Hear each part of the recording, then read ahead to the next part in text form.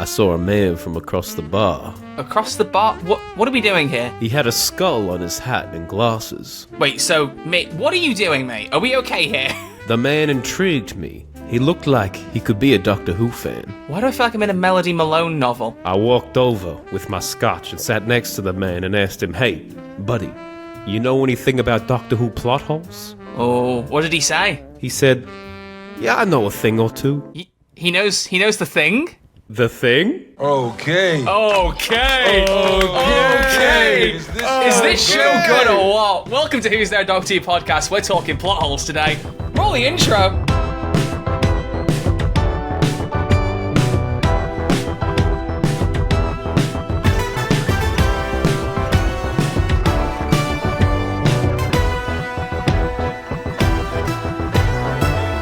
Hello and welcome back to Who's There, a Doctor Who podcast. My name is Troy, his name is Crispy, and we are the hotline that accept your calls from anywhere in time and space. With some new visuals right now, Crispy. There's some new visuals. What's going on where you are, good sir? Well, a certain Mr. Crisp forgot that we were recording this morning and dropped my girlfriend off at work, and Troy was like, "Hey, are you ready to hop on call?" And I was like, "Oh dearie, I've completely forgotten." So I've made a detour to my work an hour and a half before anyone's rocked up, and we're just having a fun time recording our episode. Well, I'm glad we were still recording when we said, because I dressed for the occasion. Like, I'm not even wearing a black t-shirt. What are you wearing?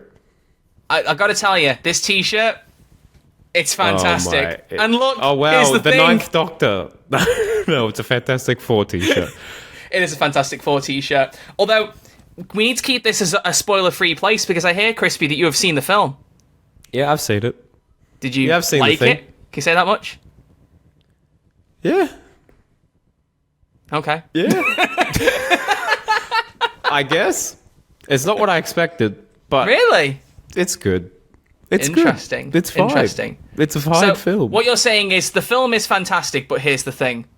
But here's the thing. We're going to have to stop this. We're going to start annoying people. Also, just a thank you to all the comments who said, "Wear the Sonic hat." It's cool to know we can get our audience to comment whatever we want. Everyone, comment down below. What should we get them to comment?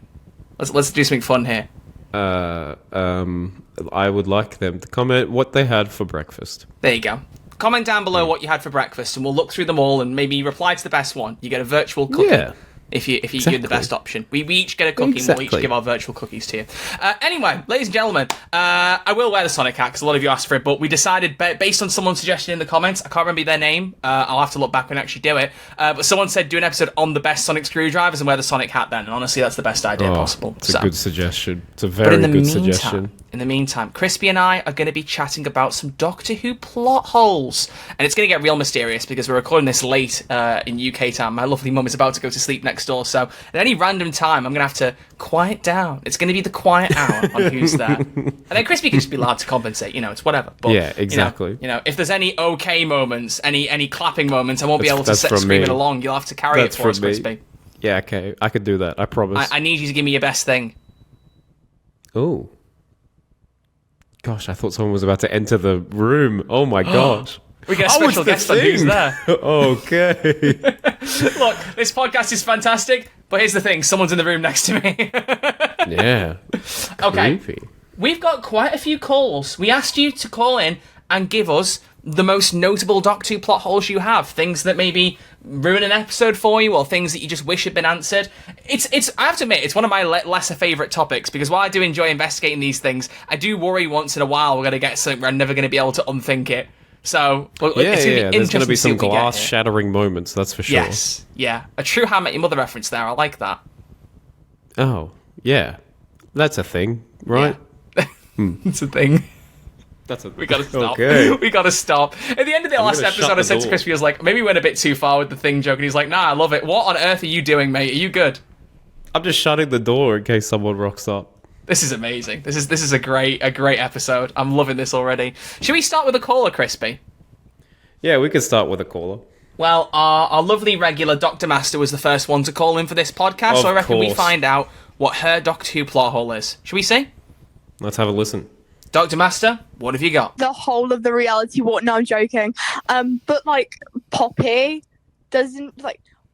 why was the baby Poppy specifically for Belinda? Because like Belinda doesn't know who Poppy is. Why was it Poppy? Why was Poppy the baby specifically? I'm like, baby Poppy already existed as the space baby. So like why did baby Poppy need to be saved? Why did baby Poppy need to be saved when baby Poppy already exists as a space baby?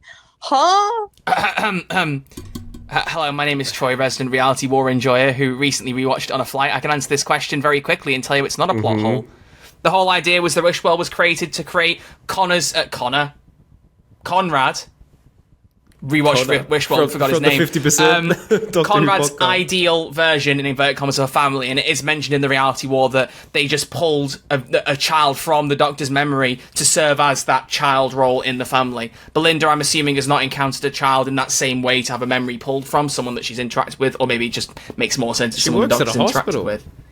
She does, but maybe that's not personal history. I don't know. Maybe her helping someone give birth, if she did that, she's not a midwife, I don't think. But maybe if she had, maybe that was less meaningful to her than the 15th Doctor saying space babies 14 times in a 45-minute spread. But yeah, he said it's just pulled from memories, and it's not the same Captain Poppy. It is a child generated to look like Poppy and have the same name based on that memory, but they're two different people. Technically, they're just from the same idea. Doctor Who is weird sometimes. It's very strange. It's very strange. And possibly was going to be explored deeper in season 3, but we move anyway. Crispy, have you got any Doctor Who plot holes? Have you got any things that you question about Doctor Who?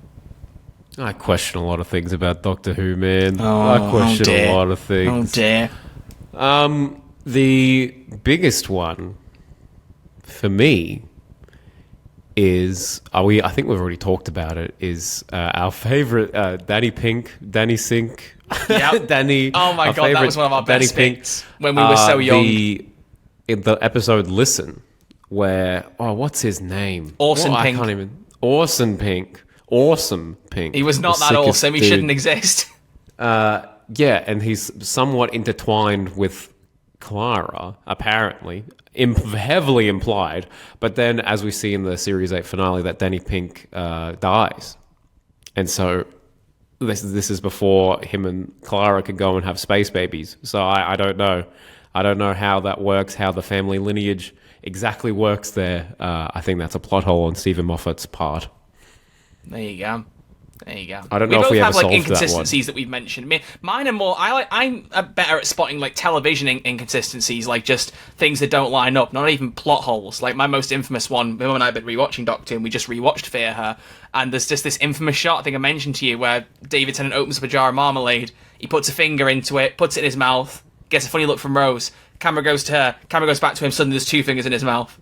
So it's just funny to think he's done multiple takes of shoving marmalade in his mouth through his fingers. Wow. That's so weird. I've watched that scene so many times and I never noticed that. Well, now you'll never unnotice it. It's not really a plot hole. It's more a continuity. No, it's not. That's what I'm saying. I'm better at spotting these things. Plot holes, not so much. Because I've been trying to think about what I would present as a plot hole, and I can't even think of many. But that's just an occupational hazard for being the positive guy. Yeah, I just enjoy things. It comes with the job. It comes with the job. And if someone presents a plot hole, I go, fair enough, don't care, moving on. So, nice call, Dr. Master, but fair enough, don't care, moving on. Who's next?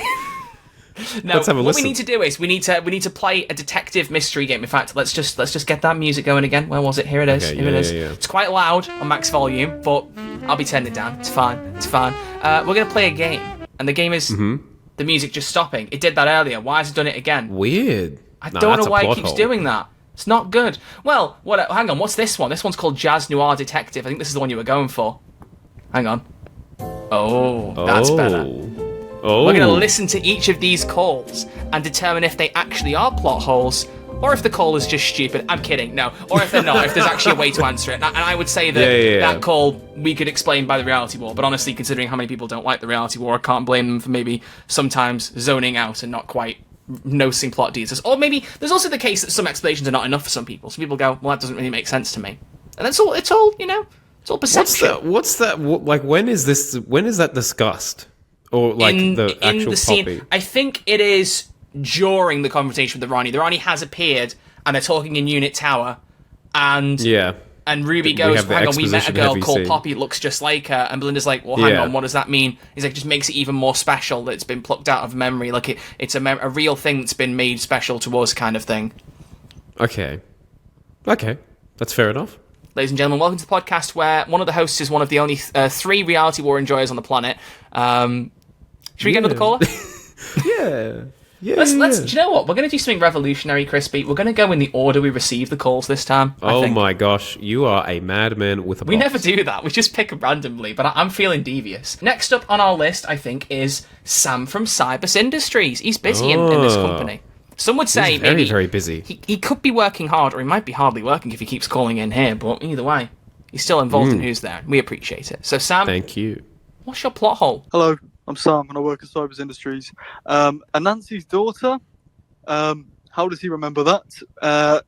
He's not supposed to remember the fugitive days, because remember Jodie, that whole series is building up to what's inside the fob watch, what's the doctor's past, and she just throws it away.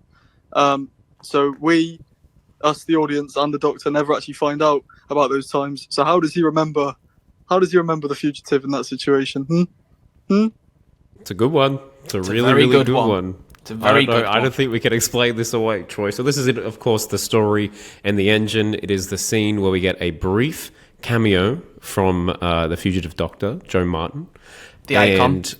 And the doctor is talking about how, the doctor and Anansi met in a previous life, and something went wrong. There was like a bar. I can't remember what happened. There was something a bad happened. this is like the episode I've watched least recently from season 2. I feel like it was unfortunately the one I skipped over in my rewatch right before the cinema because we ran out of time. I remember the scene of Joe Martin and her saying, that was a different life back then. It was a different story, one that might be answered one day. Please. And I just want more Joe Martin, mate.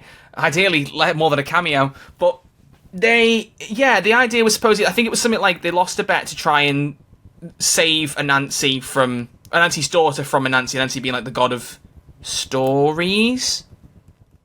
It was a good episode. I just don't remember the nitty-gritty details, which is a bit embarrassing. It's only been a couple months. I'm pretty sure. I think there was an element of like even. Because you could argue it away that when Joe Martin's speaking, maybe it's Anansi's daughter imagining the interaction and what it would be if she was talking to the doctor that she remembers. But I'm pretty sure there's some dialogue from Shooty that suggests that he also kind of remembers it. So yeah, I don't know. Because as far as we know, the 13th Doctor shoved the fob watch down the TARDIS and was like, "Don't ever show me this unless I really ask for it." And I mean, of course, the Doctor could have asked for it if we hadn't seen it. But I feel like if they had, it'd be part of an episode. We'd know. Yeah, I think that's a genuine plot hole that we can't solve. I don't that's think. Our first I like one. Well done, Sam. There you go. Gosh, oh my gosh, we need That's to get 1-1. back in the game.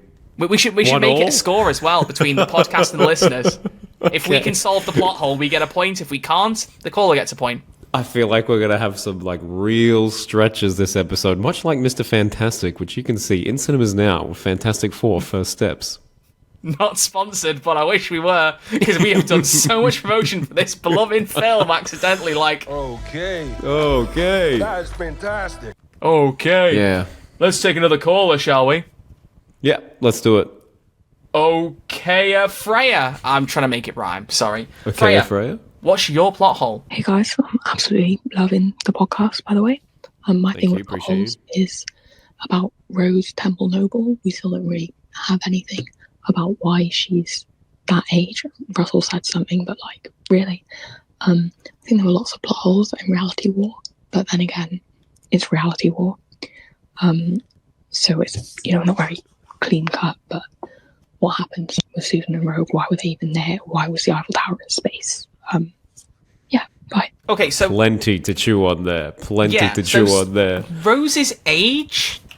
I think that it lines up. It lines up really well. Let's see. She's supposed to be 15, and the last time we see Donna Noble is 2010, I guess, the start of 2010. So it's feasible that by 20... Oh, actually, that's, 13 years? It doesn't say... Is she pregnant in the end of time? No, because I'm just looking in early life. It says Rose was born sometime after Donna Noble and Sean Temple's wedding in the late 2000s. But it doesn't say the age. But I swear they said her age in the show, right? I swear she's 15. Or in interviews, she's supposed to be 15. Yeah, which means if it was 2023 with the specials, It's supposed to be 13 then. wait, Rose would be about 13 at the very oldest, but looks much older on the poster. Yeah, because the wedding was at, if it was around Christmas 2009, New Year's 2010. Oh yeah. Oh, Weird. I never thought about it, because I thought about the 15-year gap between 2008 and 2023, which was Yeah. Series 4 and then the 60th specials. So that's where but I completely forgot that she was in the End of Time and definitely not pregnant. and only then was it when she met Sean and she'd been dating him for a little bit. Yeah. Yeah. Strange. And Yasmin Finney, I think, was at least 18, 19 when she was filming it anyway, so it was a bit of a stretch there anyway. Much Yeah. like Mr. Fantastic, and you can see Fantastic Four in cinemas now. This is amazing. I'm loving the fact this is fantastic. So yeah, I think that is a plot hole. That's a point to the callers. But also are we going to take points for each of the Susan, Rogue, and Eiffel Tower? Eiffel Tower was the idea was the Earth blew up. The Earth was destroyed because they destroyed the Earth to reach the Underverse to unleash Omega. That was how it was supposed to go when their plan was successful. Obviously, that was reversed, so that event's never happened, and that's why in the end of Reality War, 15 goes, we're going to take this certificate and throw it out into space, because it would have just naturally ended up in space from the Earth blowing up, but it didn't, so I've got to chuck it out there so the robots get it. Which I only fully understood the explanation of on my most recent rewatch, because I'm a bit of an idiot. I never got that, to be Yeah, honest. I was watching it on the plane, and I was like, explained that he just means then. because it would have just naturally floated into space. Right. But as Yeah. for Susan and Rogue, I probably should give them points for that, but I also feel like that it's null points because we kind of almost know that things were going to play differently with the third season. It's funny, I watched back our Reality War episode and I was so sure that 2 years was the plan, and now I'm like, I don't know. I think Shooty was going to do a third and he stepped off. I think he stepped off personally. Yeah, absolutely. I think we all pretty much have confirmed this at this point. So Yeah, absolutely. I think you get the point for Rose's age. So there you go, Freya. And thank you for calling in. We appreciate your support. We appreciate it greatly. Yes, thank you. Thank you for being a fan of the show. Well, I just appreciate it. We have lovely fans. And every time we get a call from them, I'm just like, Okay, Oh my that is fantastic. Marvel, you cannot send us laugh some at money, me when you've please. promoted the film by saying in Marvel. cinemas now. Marvel, send us some money. Please. Please do, honestly. Kevin Feige, Thank you. pay us. I need it. Yeah. I literally have the Fantastic Four figures in the backdrop of my camera. I don't know if you can see that. Oh They're my chilling. gosh. They're chilling. And this is for a movie you haven't seen and not sure if you're going to like. I'm going to like it. Pretty certain. I really hope I do.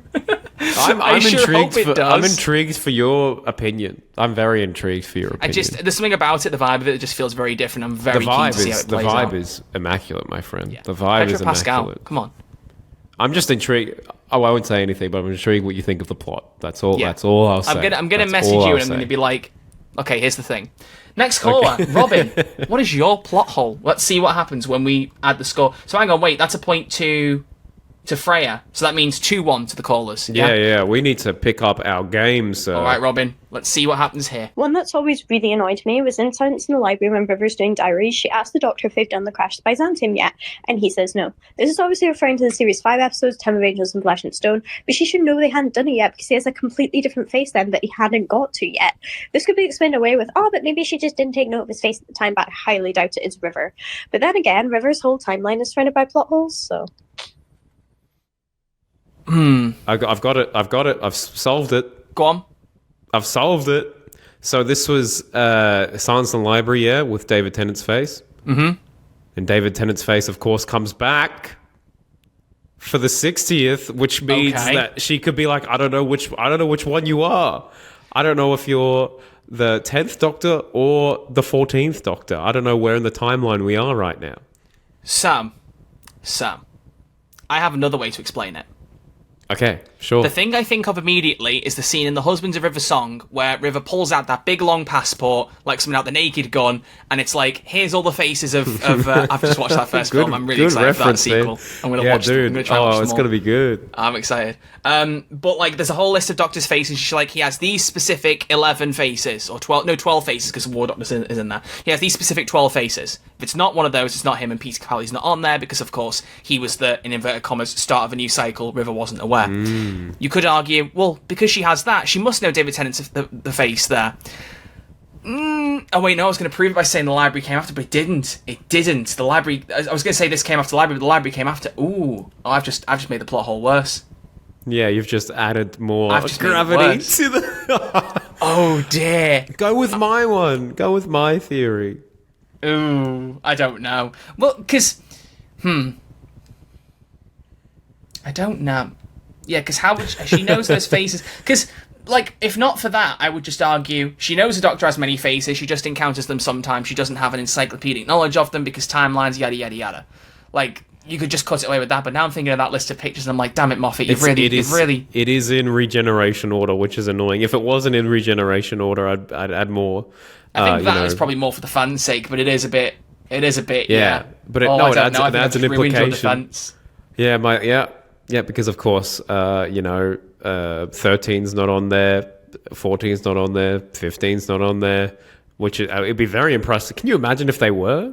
Imagine. Can you Billy imagine? Piper's not on there. Imagine Billy Piper being on there. Billy then. Piper's there. Moffat listens to Chris on that panel being like, make Billy Piper the Doctor, and Moffat goes, okay, puts it on the list. All right, yeah. Which, by the way, is a reel crispy made for Instagram and has like had hundreds of thousands of views now. Oh yeah, we're famous. Yeah, Every morning I wake famous. up and I've got pings on my phone that are like your reel, like your reel, like your reel, like your reel, and I'm like, oh my god, when's this gonna stop? Never. The exhausting nature of it. Oh, would you look at that? I just got a ping I've got 3 pings on my phone since you started recording. Like your reel, like your reel, like your reel. You can turn those off. I need to figure out how to without turning off my Red Archer Live ones. I need to do that. Yeah. I'm sure there's a way. Where there's a will, there's a way. But there isn't a will or a way here. Are we There's a giving Felix this from point Clon. to the chat? I think the callers get the point there, and it's my fault. Oh my gosh! That's 3-1. Troy, we have like a certain amount of integrity to have for ourselves here. We've been doing this for 100 and something, 160 something episodes. We need to really get our stuff together right now. There are 4 callers left. We could still pull it back. Okay. Lock in. Oi, Troy, look at me. We're locking in. I'm fiddling with a headset microphone for some reason. This headset's microphone. I don't know why. It's like a stress toy almost. Fair enough. Well, this is going to get stressful. All right, let's go. Right. As I said, where there's a will, there's a way. But there isn't a will here, there's a Felix. And they're from Clom. So let's find out what their call is and their plot hole. Hello. So they want me to believe that every subsequent Angel episode after Blink, there are way more angels, but they never look at each other. Also, I want to know what Clara was doing in Utah at the start of Series 6. We know that they go to her diner, so, what's up, Okay, I can answer both of these. Yeah. Okay. Oh, yeah, Troy, please. The floor is yours. Okay, so the angels must no doubt be aware of their own nature to not look at each other. Like, they are ancient life forms. There's no way they haven't had a bit of a chat and gone, listen, right, we can't look at each other when we're stone. Because when they're not stone, well, because I wonder if when it's natural and they're in, their non-frozen form, can they get a glimpse of each other? I don't know. The thing with Blink you got to remember is they were looking at each other without realising they were. The TARDIS was there, then it disappeared, and they were in, statue form, moving in and out of it, and they got locked. So I don't know if when they're in their natural form the same thing applies, but either way, like I said, they're ancient life forms, and I really doubt they haven't at least had some kind of communication to go, look, we all look really, really good. We all look smoking hot, but we're not going to look at each other, ever, okay? We're going to look at other people. And sometimes send them back in time, sometimes break their necks. Because sometimes we just feel like being a bit extra. So I don't really feel like that one's a plot hole, personally. Yeah, no, I like the idea that, of course, they would have learnt not to look at each other. And yeah, you're right. They only did look at each other because of the circumstances they were in then. Yeah. It's interesting that it's never been...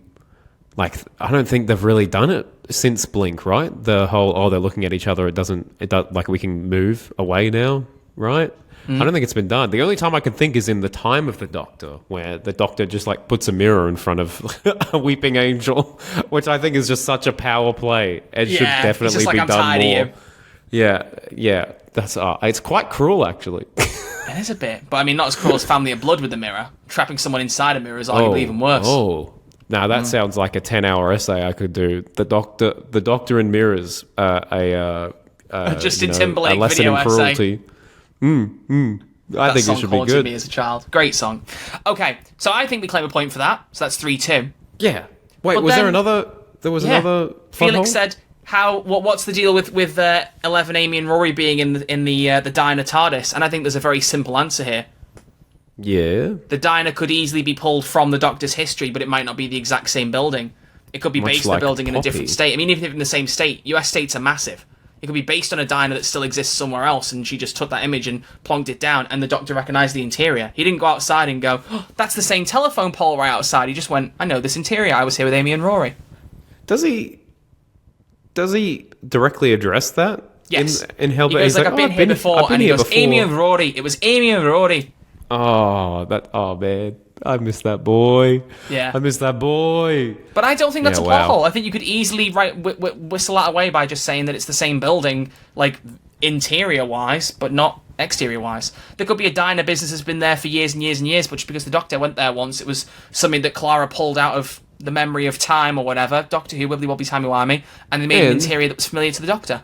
Hang on, I've got something else as well. I got Okay. something else. Okay. How many like McDonald's have you walked into and it's exactly the same? This could be This a chain guy. restaurant. Is This could this be a guy chain good or what? restaurant. You know, we're all thinking, oh, you know, this diner is exclusive to the UK. This could be a worldwide franchise, and we're not sure about it. You know, Yeah, we just Clara didn't could know have just about picked it. up a Nando's and started flying it around. Yeah, God, if the end of Hellbent is a Nando's flying through space, I would have given it 10 out of 10. 10 out of 10, man. Doctor, I'll see you Perry soon. Flies off. Sorry, that was. See, that could just have been a Wow. companion joke with Perry, but instead I made it Perry. Wow. Because Honestly, I am Perry funny. Oh my goodness. Next I'm call. so sorry. Next call. Do you know, I'm claiming 2 points for that. I think that brings us to 3-all. Yeah. I think See, do you see we're what I mean? crushing it now. Do you see what I mean? You're You locked and me. in.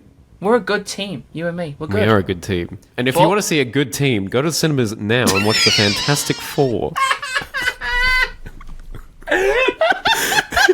All right, Kevin, you need to pay us now, fella. This is getting silly. All right. Mateo. What's funny is I'll have seen the film by the time this episode comes out. I'm going to see it on Friday. Yeah. I So- went to like the advanced screening last night. Yeah, I might put Just it in the just to be description of the extra. episode. Be like, by the way, love the film or something, if I can remember. I probably won't remember. Anyway, it's time to find out what Mateo has got to say. To say, oh, Yeah. you see, Let's find if you out. call in regularly enough, you'll get little fun sayings like that. We'll make jokes about your name. Sorry. It's not a joke; it's just a jingle. True. Make a jingle now. Make a jingle for next episode. It's the Mateo jingle. Specifically for Mateo. Yeah, specifically for Mateo. Okay, Mateo did put Love and Monsters in his call name though, so I hope it's about that Oh episode. 'cause no! I'd If love there's to- if there's a plot hole in Love and Monsters, I don't want to hear about it. Which, speaking of, I don't think I mentioned this to you. Did we mention on the podcast that my mum and I went to see ELO, Electric Light Orchestra? Yeah. You mentioned to me. I don't know if you I said don't know on if the we said podcast. it on the podcast, or maybe I said we were going to see them, but sad story about that, technically. When we saw them on tour, it was in Manchester, and it ended up unintentionally being the last night they ever toured. Yeah, you're telling me that. They had 2 nights in Manchester they meant to be doing, and then one final show in London. We went to the first show in Manchester, and he looked quite frail by the end of it, Jeff Lynne, the singer, like, that he was, like, missing some lines or getting some lyrics wrong. And I looked on, like, a setlist website that said they came off stage and then came back for an encore to do Mr. Blue Sky. He didn't go off stage. He just stayed on stage, did the song, and then he walked off. And I was like, something's not right here. Literally the next day, everyone's sitting down ready for the gig, the support's about to start, and they go, the gig's not happening, because he's ill, he's picked up an infection, and then they cancel the final show in London as well. Oh, that's tragic. Did the events coordinator people go to his hotel room and go, "Hello, Let's not have a hello, Showmasters are you moment, there?" thank you, And let's not do that. And then they Let's not messaged do the rest that. of the members of the band saying, "Hey, we tried to get in contact with him. He had a family don't even. emergency." Don't Sorry. even. Sorry, Oh. that's just a little reference. If you know, you know. Yeah, if you know, you know. And if you don't, you're probably living a better life. But yeah, so it was just really special to see him, like a band that we've loved because of Doctor Who for me, Yeah, because of Doctor Who for course. so long. And it was also slightly special as well, because yes, I'm going to bring a Sonic reference in. But there was a band the singer Jeff Lynne was in called the Travelling Wilburys with a bunch of other artists like Roy Orbison, George Harrison. There's a whole bunch of them. I think the story was that they made an album or two, and then one of them died right before they were about to start touring, which is like really, really sad. One of their songs was used in Sonic 3, which you have seen, I remember, correct? Like, right? You have seen No, Sonic 3. I haven't seen Sonic 3.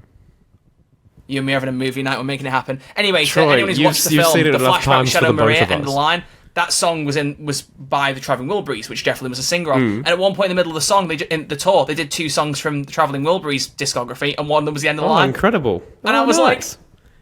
Fandoms collide. It was beautiful. Yeah, anyway, yeah, back to the beautiful. topic at hand. Mateo, let's find out which way the draw is going to go. It's 3-3. Is it going to Oh go my in favour of the gosh. callers or in favour of the detectives? Hey y'all, Mateo here. Just writing a cover letter in my bedroom, chilling. Doctor Who plot holes. So, Love and Monsters, to make this family friendly, how does Ursula, pavement slab lady, let's say eat? How does she eat and breathe? If they still have a bit of a love life, they're having romantic dinners, right? How is Ursula eating? Like, she has a tongue. I'm assuming she uses it just like swallow and eat. How are you eating, Ursula? Tell me, please. Why did that have like Conor McRae energy, where he's like, "Where's Susan? Where's your daughter?" Where's Josh Stairs? Okay. Yeah, look, Ursula, she ate. She eats.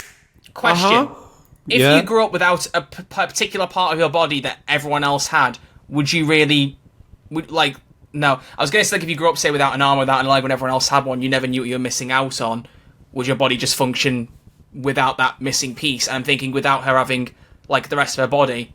But, of course, she knew what that was like, so I don't know where I was going with that point. I don't know where you go with that. I don't think know. I'm trying. We've got to try hard to debunk these, Crispy. I've got a pen in my hand there's now. some. We're thinking. Yeah, I mean, the more you think about it, like, it's just like, what kind of a life is Ursula living? Like, A bit of a love life. We've talked about a bit of this. a love life, absolutely. But like, I don't. Oh, like, God. it'd be a rough time. Like, this is like, you know, one of those heads in Futurama. Like, I don't know.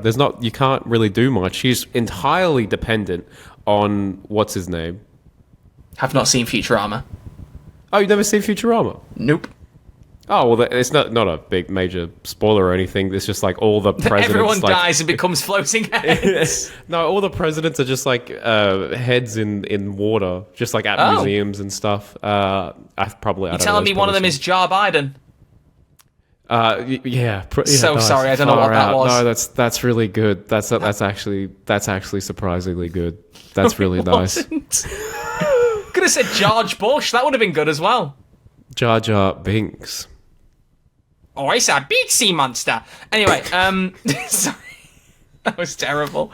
Misa called Jar Jar Binks. Misa have a little love life. What is this episode, mate? Okay, so with detectives. basically what I'm trying to get at is if she doesn't have the body parts and or organs to facilitate food and digestion, does she get hungry? When you get hungry, your stomach growls. If she doesn't have a maybe stomach, just can she get doesn't hungry? need to eat. But even that, like, what is life without? She said it's just quite peaceful. Food? She's just like almost like her soul is preserved through the slab.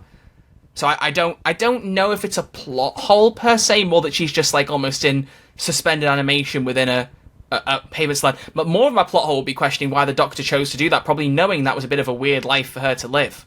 It is a very, very different life than what she was used to. How do bionic arms work? How do they work? They require like brain signals and stuff. I wonder if you could I was going to say, hook like, her I up. don't want to go full Terminator, but isn't it something to do with brain signals? Like, it is quite futuristic in that sense. Like, it tries to like facilitate what your brain is telling it to do. If there was ever like a candidate for a full bionic body, it's Ursula. Yeah, she goes, I'm sick of this love life, mate. At least give me a body. Yeah. I don't know. That's interesting. I wonder what she's up to now, and if she looks like the Terminator. The Ursulator. The Ursulator, exactly. Oh, we shouldn't do this podcast so late at night for me and so early in the morning for you. It's a dangerous combo. Honestly, this is top 5 episodes we've ever done. Look, we have done some great podcast episodes, Crispy. But here's the thing. Okay. Thank you. We're going to annoy everyone so much with this episode. We're going to make people actively not go to this film. This is ADHD in full control, and you're letting it happen. In fact, you're contributing to it, which is what's amazing. You normally keep it in check. I'm allowing it. Yeah. No, I love there's it. a lot going on. I don't know who gets the point there, then, because I think there's good points on both sides. We'll give us a point each and just move on. I think so. I think we make it 4-4. Let's see. We are down to the wire here. Let's hope that Rob from the council doesn't rob us of our lead or tie. Nice. Good. Call time. So with regards to potholes in Doctor Who, it's hard to tell a lot of the time, I'd say. But I think probably the episode that has the most, the closest you can get is probably Fear Her, because you've got, Kel from the council. And he's going to be doing his best with the Olympics just on the horizon to get all of the potholes filled in as quickly as possible so those runners with the torch have the smoothest surface possible to run on. You know, maybe others would disagree, but that's just what I can come up with on the spot. Wait, what's the plot hole there? No, the potholes in the road. Oh, for God's sake, Rob. That's a point to the chat. That's a point to the chat. That's incredible. You can't give away the lead on something like that. That is well done. Oh Rob, my you've gosh. outdone your, that is so fun. I was like, where is this going? It was like, yeah, Kel from the council really does need to fill in all the potholes because we've got a lot You of just Olympic took a runners. council podcast and played a council caller and ruined the council draw with a council joke. I was trying to do his accent and then went Australian and just kind of committed to something in between. There was a lot going on there. There was a lot going on. There was a lot going on. So that means Well, it's I love 5-4 that. to the callers with only one call left. Mm-hmm. You've done this, Crispy. And the last call is worth 70 points. I like where you're thinking. I like it. I like it. Will, you have gone bang on 30 seconds. I'm excited to see what you've got. Are you ready for half a minute of plot holes, Crispy?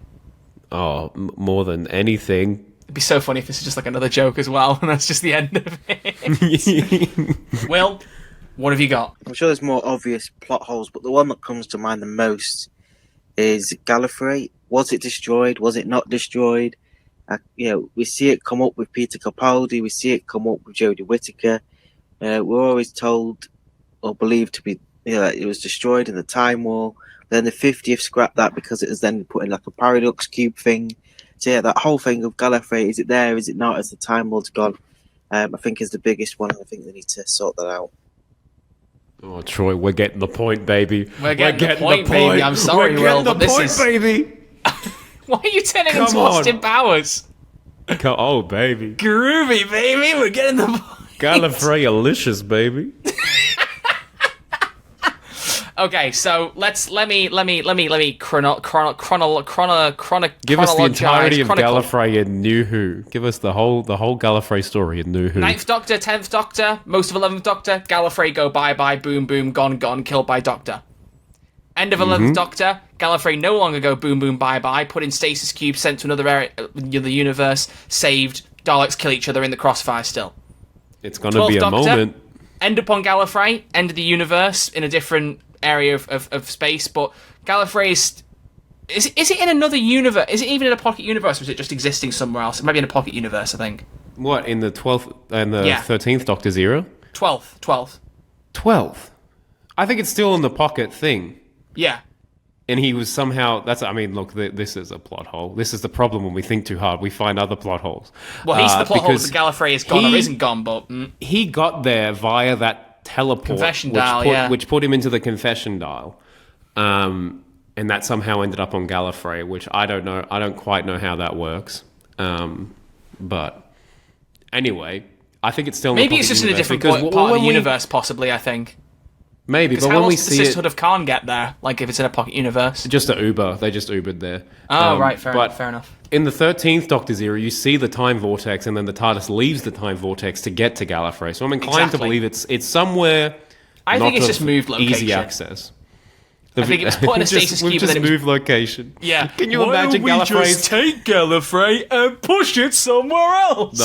Nice. Yeah, that's it. That's what Patrick they do. Star reference. There's always a reference in these episodes. There's always a reference. Too many references. Too many. But the point is, Gallifrey was not then destroyed. The silly choice made by Chris Chibnall. Nothing against the guy. Nothing at all against him. But this is the one thing he did. When most people, it's a timeless child. The one thing he did that I just really cannot get behind was that the Master found out that the Doctor was a timeless child, and the only natural response he had was to genetically destroy every single Time Lord in existence. Gallifrey is still intact.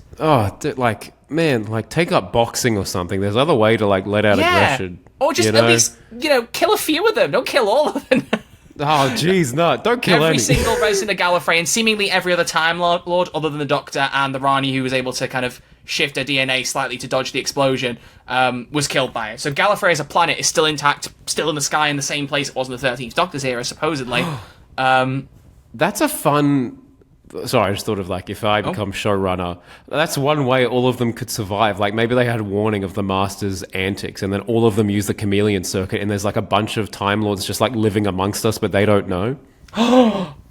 Yeah. I like that. Think about that. Could we green like that for Disney Plus? Yeah. Well, we'll see if anything's greenlit for Disney Plus. Good point. So yeah, the planet is still there. Like when 15 says to Ruby, the planet's gone.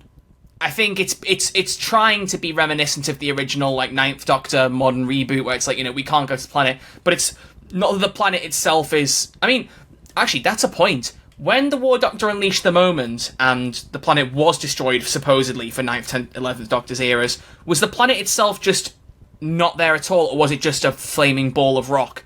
Like, did the moment just completely just destroy the planet so there's nothing left, or is it just like a big husk? I thought it like moved the whole planet. No. The moment was a giant bomb. That was the whole point. I mean, like, before they interfered for the 50th, like, technically, I mean, obviously it never technically happened because the 50th showed he never really did blow it up, but from the belief of I used the moment and unleashed it to kill the Time Lords and the Daleks, the planet itself would still be there, right? Even if it was like a charred husk from the bomb. Like a husk. Yeah. Maybe. So I don't know.